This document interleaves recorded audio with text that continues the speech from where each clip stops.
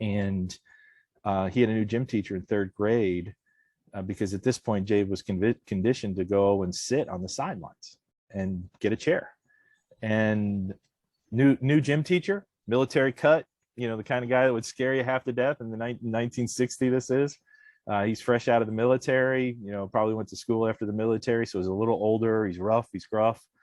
And he tells everybody what they're going to do in the gymnasium that day, claps his hands, and Dave starts wandering off looking for a chair, but there's no chair. And he gets yelled at. Where do you think you're going? He just remembers this deep voice yelling at him. And Dave turns a little scared. He gets signaled over to the gym teacher, the phys ed teacher. And he goes, Dave, in my class, you might not be able to do everything, but we're going to try everything.